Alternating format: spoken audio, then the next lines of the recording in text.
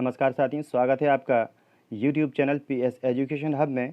और जैसा कि आप सभी जानते हैं कि बहुत जल्द ही 16 अक्टूबर से हमारा एक प्रशिक्षण कार्यक्रम प्रारंभ होने वाला है, जिसका नाम है निष्ठा। और सभी लोग इस बात को जानने के लिए बेसब्र हैं कि इस जो निष्ठा कार्यक्रम है, इसमें हमें क्या करना है और हमें किस प्रकार का प्रशिक्षण दिया जाएगा। तो इस संबंध में आज हम चर्चा करेंगे। तो यह जो प्रशिक्षण है, यह भी कुछ जैसा हमने दीक्षा ऐप के माध्यम से जो CM राइज के प्रशिक्षण किए थे, उसी प्रकार रहेगा। इस प्रशिक्षण में हमें कुछ मॉड्यूल मिलेंगे, कुछ वीडियो भी देखने के लिए मिलेंगे। और जो मॉड्यूल हैं वो कुछ इस प्रकार के होंगे, जिसमें हमें इस मॉड्यूल में एक बुक टाइप की मिलेगी और इसी के आधार पे कुछ वीडियो भी रहेंगे। और सबसे महत्वपूर्ण बात है कि जब हम इन मॉड्यूलों का अध्ययन करेंगे, तब हमें बहुत ही सावधानी से इन मॉड्यूलों को पढ़ना है। और साथ में, क्योंकि इसके जो क्वेश्चन आंसर होंगे, जैसे हम गूगल जो फॉर्म होता है उसमें हम भरते हैं, जिस प्रकार आपने यदि निहार शांति पाठशाला फनवाला जो इंग्लिश कार्यक्रम था, जहाँ पर इंग्लिश सिखाई गई थी, और उसका गूगल फॉर्म में हमने क्वेश्चन आंसर भरे थे, उसी प्रकार हमें यहाँ पर भी क्वेश्चन आंसर भरने। जिस प्रकार हम कोई ऑनलाइन एग्ज़ाम देते हैं, उस टाइप के क्वेश्चन होंगे। और एक एक क्वेश्चन पे, किसी क्वेश्चन पर एक, किसी क्वेश्चन पर 2 नंबर रहेंगे। इस प्रकार क्वेश्चनों को सबमिट करने पर वो अंक हमें प्राप्त होंगे। तो महत्वपूर्ण बात यह है कि जो क्वेश्चन होंगे वो पेडागॉजी से संबंधित होंगे, थोड़े से कठिन होंगे। और यदि आप अच्छे से इन ट्रेनिंगों को नहीं करते हैं, तो आप जो है क्वेश्चन आंसर नहीं दे पाएंगे। और जैसे कि आपको पता है कि 60% के आसपास एबव आपको उसमें प्रतिशत जो है वो लेकर आना है। उससे कम लाते हैं तो इसके ऊपर आपके ऊपर कार्यवाही भी हो सकती है। और साथ में हो सकता है कि ये कोर्स आपको दोबारा करना पड़ जाए, आपको प्रमाण पत्र प्राप्त ना हो पाए। तो इसके बारे में मैं पहले भी एक वीडियो बना चुका हूं और आपको जानकारी दे चुका हूं कि जो निष्ठा है, निष्ठा का जो मतलब होता है national initiative for school heads and teachers holistic advancement. और इसको हिंदी में जो कहा गया है वो स्कूल प्रमुखों और शिक्षकों की समग्र उन्नति के लिए राष्ट्रीय पहल। और ये जो प्रशिक्षण का पैकेज है, ये NCERT के द्वारा जो है जानकारी प्राप्त हुई है। NCERT ही जो है राष्ट्रीय अध्यापक परिषद जो है, जो राष्ट्रीय स्तर की है, ये सारे प्रदेशों के लिए इस कार्यक्रम को बनाया है। सारे प्रदेश जो हैं इस कार्यक्रम को करेंगे। ये जो कार्यक्रम है ये बहुत सारी भाषाओं में है और इंग्लिश में भी है। तो प्रत्येक प्रदेश के लिए ये जो है अलग अलग जो मॉड्यूल हैं वो तो सेम होंगे, लेकिन अलग अलग प्रक्रिया से प्रशिक्षण करवाया जा सकता है।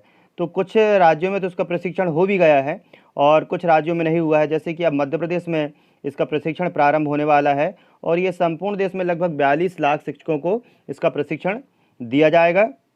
कक्षा 1 से 8 के सभी शिक्षकों के लिए प्रशिक्षण अनिवार्य है। और भी जो टीचर हैं जो इस प्रशिक्षण को करना चाहते हैं वह भी कर सकते हैं। इस प्रशिक्षण का एकमात्र उद्देश्य यह है कि शिक्षकों को पूरे राष्ट्रीय स्तर पर एक समान जो प्रशिक्षण होता है, जो ट्रेनिंग होती है, किस प्रकार बच्चों को पढ़ाया जाए। क्योंकि अब जो है सारे ही देश में NCERT की जो बुक्स हैं वो NCERT की बुक्स चलने लगेंगी। और NCERT की बुक्स जो हैं उसको सारे देश में किस प्रकार पढ़ाया जाएगा, एक समान शिक्षा और एक समान शिक्षा प्रणाली के तहत अब ये जो है इस प्रकार के जो मॉड्यूल हैं या जानकारियाँ हैं वो आपको मिलेंगी। ये जैसे कि प्रथम मॉड्यूल जो आपका, ये मॉड्यूल 1 है। इसमें लिखा है पाठ्यचर्या विद्यार्थी केंद्रित शिक्षण शास्त्र, सीखने के प्रतिफल और समावेशी शिक्षा।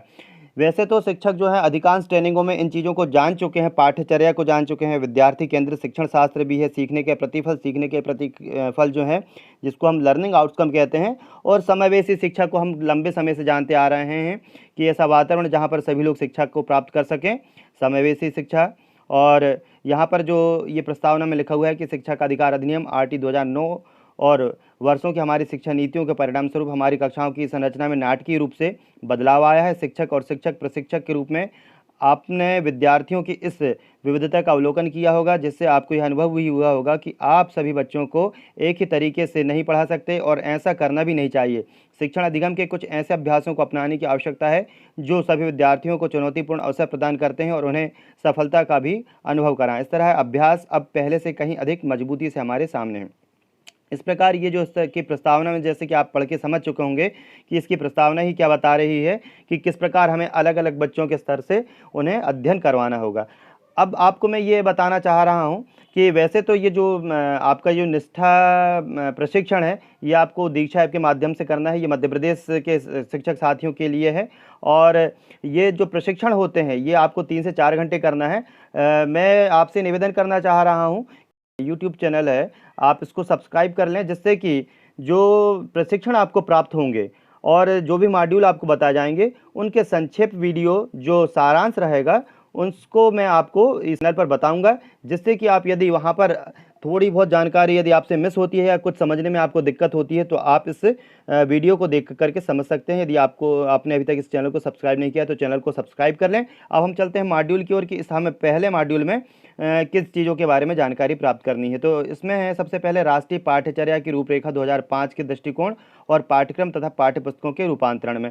आपने 2005 जो ये था जो आपका राष्ट्रीय पाठ्यचर्या जो थी सबसे पहले 2005 में जो घोषित हुई थी उसके बारे में भी जाना। उसके बाद जो 2009 में जो कानून बना है आरटी का उसके बारे में जाना। आपने इन दोनों के बीच में जो डिफरेंस था या जो समन्वयता थी वो भी उसके बारे में भी आप पढ़ चुके हो। इसको हम और थोड़े से विस्तृत रूप में इस मॉड्यूल में भी पढ़ेंगे। अभी तो मैं आपको एक संक्षेप में जानकारी बता रहा हूँ, मॉड्यूल के बारे में अभी जानकारी नहीं दे रहा हूँ पूरी, लेकिन आपको क्या किस प्रकार पढ़ना है, किस प्रकार इसमें जो वीडियो रहेंगे। सबसे मेन बात ये रहती है कि जो आपको प्रश्नोत्तर देना है वो बहुत ही थोड़े से कठिन होंगे, इसलिए आपको सारे जो अध्ययन सामग्री है, वीडियोज़ हैं, जो मॉड्यूल होंगे उनको बहुत बारीकी से पढ़ना पड़ेगा, अच्छे से अध्ययन करना पड़ेगा और उसके बाद ही आप जो हैं निष्ठा कार्यक्रम को भली भांति अच्छे तरीके से कर सकते हैं।